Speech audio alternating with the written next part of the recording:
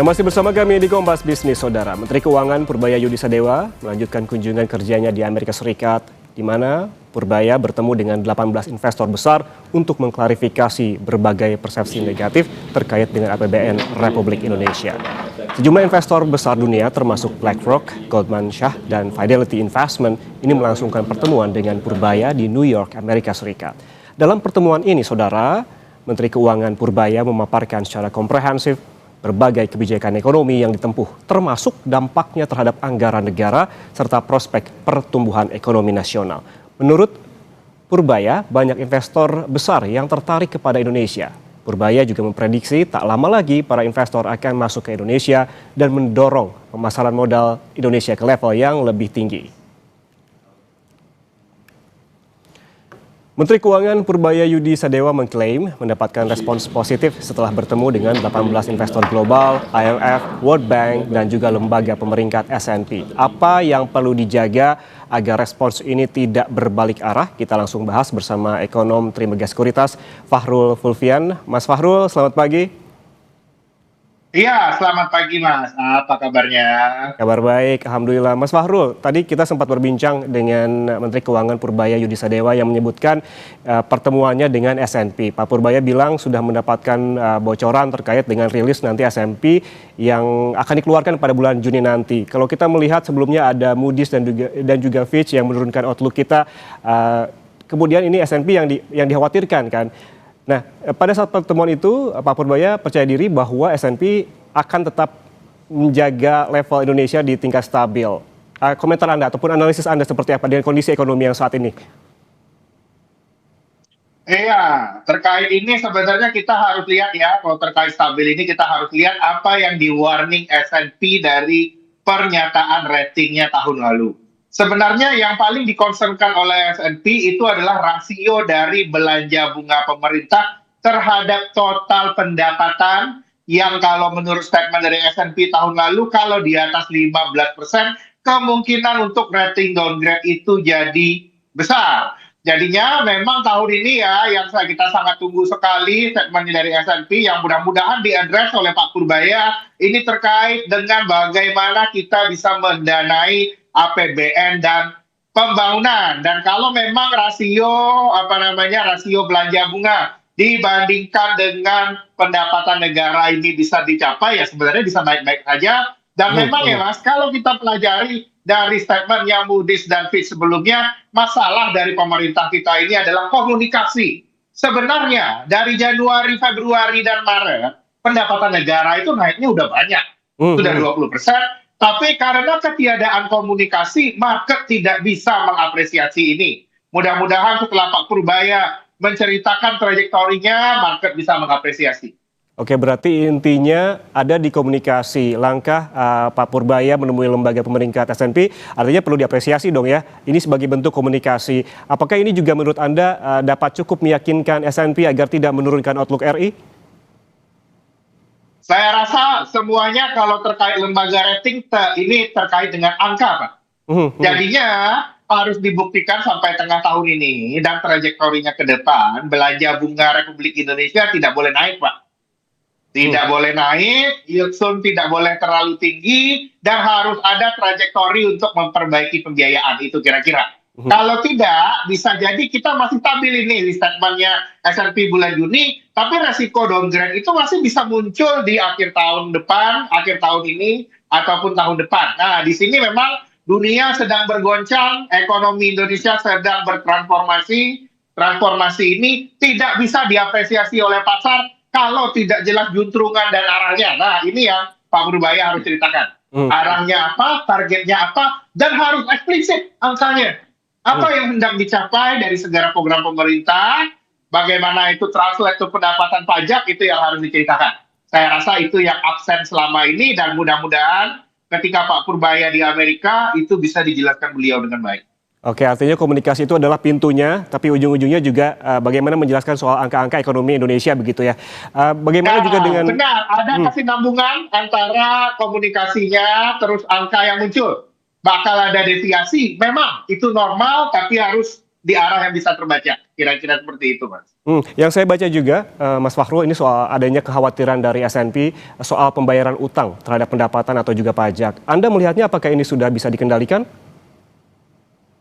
Saya rasa ini menunjukkan urgensinya bahwa selama ini 15 tahun sampai 20 tahun terakhir Indonesia itu kemahalan bayar bunga utang, Pak. Mhm, Jadi mhm. skema yang lama kita bayar kemahalan bayar bunga utang ini sudah harus berubah di zamannya Pak Purbaya. Nah, ini yang harus aku lihat ini adalah urgensi yang harus dilakukan. Strateginya apa saja? Indonesia harus berpindah pinjaman non rupiahnya dari negara-negara yang bunganya sudah kandung tinggi seperti US dollar sama yen bunganya udah tinggi itu harus ditinggalkan. Kita harus mencari pembiayaan internasional dari apa namanya dari mata uang yang bunganya masih rendah seperti renminbi, kira-kira seperti itu. Ini udah harus berubah. Urgensinya sudah sangat tinggi sekali. Kalau kita tidak bisa mengelola kemampuan bayar utang ini dengan funding mix yang tepat, niscaya rating kita turun, Mas. Ini yang harus kita hindari. Oke, berarti ada strategi soal bunga utang yang menurut tadi Mas Fahrul sudah mulai kemahalan begitu ya. Ini bunga tinggi harus ditinggalkan ataupun pembiayaan yang berbunga tinggi ini harus mulai ditinggalkan. Kemudian kalau kita kembali lagi Ditinggalkan. soal peringkat tadi, seberapa besar menurut Anda? Kan Pak Purbaya sudah ke Amerika menemui S&P. Apakah komunikasi Pak Purbaya dengan S&P ini mempengaruhi sikap dari S&P ataukah justru S&P ini juga terpengaruh dengan rilis Moody's dan juga Fitch? Seberapa besar akan mempengaruhinya jika dikeluarkan nanti Juni?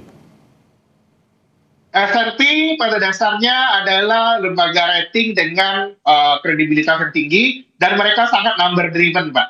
Hmm, Seharusnya tidak terpengaruh dari statement lembaga rating di sebelahnya, tapi memang dia akan sangat lihat angka. Oke, Nah, jadi Pak Purbaya harus bisa menceritakan rasio kita akan membaca di sini. berarti Baik dengan cara bunga yang akan turun.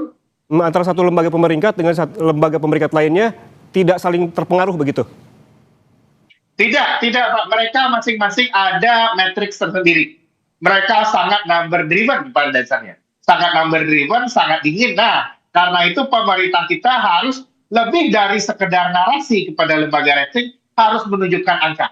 Kira-kira seperti itu. Kalau kelihatan rasio kita memburuk, bisa jadi rating buruk. Tapi kalau rasio kita bisa dibuktikan membaik, dengan mulai membaiknya pendapatan pajak, bisa kita jadinya lembaga ratingnya memberikan rating yang lebih baik. Kira-kira seperti itu.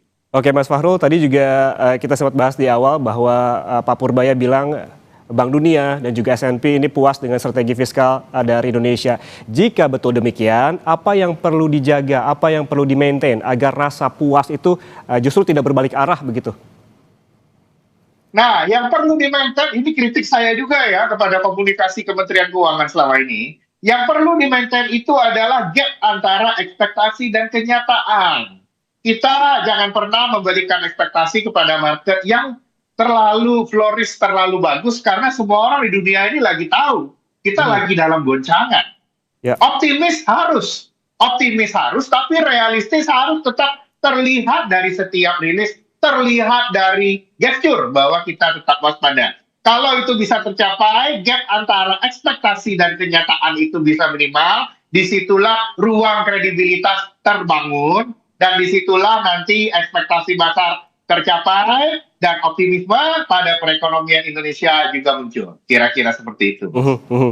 Berarti gap antara ekspektasi dan juga kenyataan juga harus mulai diperhatikan begitu, optimis boleh, tapi juga harus realistis Sangat begitu ya. diperhatikan.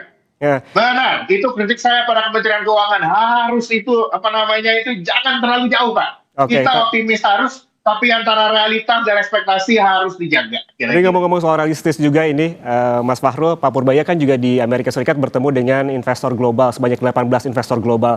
Apakah investor ini akan serta-merta masuk ke Indonesia dengan sekali paparan? Tidak pastinya. Yang pasti investor, kita di dunia investor adalah dunia yang full of skeptical. Mereka sangat skeptis, mereka akan cenderung seeing is believing. Kita sudah mengkomunikasikan, tapi mereka akan lihat kenyataannya. Kalau memang setelah ini disiplin fiskalnya bisa tercapai dengan baik, ekspansi ekonomi dicapai dengan komunikasi yang tepat, Kalau itu tercapai, maka seperti saya cerita tadi, gap antara realitas dan ekspektasinya menipis, kredibilitas muncul, investor akan kembali. Itu yang akan kita tunggu-tunggu, Mas. Mudah-mudahan ini bisa dicapai, dan kita lihat ini yang paling penting di kondisi sekarang ini, semua orang tahu kondisi buruk. Dunia berat. Masih ada perang, masih ada berbagai hurdle yang lain. Orang akan mengapresiasi Indonesia kalau Indonesia bisa clear dan kejelasan strategi. Itu yang lebih penting. Optimisme dan kejelasan. Kira-kira gitu. Oke, yang tadi juga dijelaskan oleh Pak Purbaya, ini Mas Fahrul, bahwa baik IMF, World Bank, dan juga para investor ini tuh kaget begitu dengan ternyata kondisi ekonomi Indonesia itu tidak seburuk itu, justru stabil begitu. Apakah menurut Anda, kalau ngomong-ngomong soal komunikasi tadi, Pak Purbaya ini harus lebih sering begitu melakukan komunikasi secara berkala, baik dengan investor, IMF, dan juga World Bank, termasuk lembaga pemeringkat? Harus setuju, harus lebih sering dilakukan. Harus lebih sering dan lebih terukur, Mas. Karena sifat dari investor itu, begitu ada statement dari ofisial, itu otak kita langsung jadi kalkulator, Mas. Misalnya kita cerita, misalnya saat ini terkait dengan tidak ada perubahan harga BBM, itu langsung berhitung kalkulator kita, Mas. Ini kira-kira anggaran apa ya yang mau di-switch? Ini kira-kira defisitnya kalau naik, bagaimana ya? Ini harus bisa diadres oleh pemerintah, oleh Kementerian Keuangan, dan semua komunikasi itu harus intensional dan terarah, Mas. Kira-kira seperti itu. Tidak boleh komunikasinya impulsif. Itu tidak boleh bagi Kementerian Keuangan komunikasinya impulsif. Komunikasinya harus terarah. Dengan komunikasi terarah itu, optimisme bisa kita capai. Kira-kira seperti itu. Harus sangat terarah, intensional, karena pasar keuangan apapun yang muncul, satu angka saja yang muncul akan berubah jadi kalkulator di media. Kira-kira seperti itu. Baik, intinya tetap kita apresiasi ya Mas Fahrul, langkah dari Pak Purbaya yang datang ke Amerika Serikat untuk bertemu dengan sejumlah lembaga. Namun memang perlu juga di-maintain terkait dengan secara berkala begitu komunikasi dengan lembaga-lembaga tersebut yang juga harus terarah. Terima kasih Ekonom Trimegah Sekuritas Fahrul Polvian atas waktunya bersama kami di Kompas Bisnis. Mas, sehat selalu. Ya, terima kasih. Saudara, jangan kemana-mana karena Sapa Indonesia Pagi akan kembali untuk Anda dengan informasi Kejaksaan Agung menetapkan Ketua Ombudsman Republik Indonesia Heri Susanto sebagai tersangka dugaan korupsi tata kelola tambang nikel. Heri baru saja dilantik sebagai Ketua Ombudsman pada pekan lalu.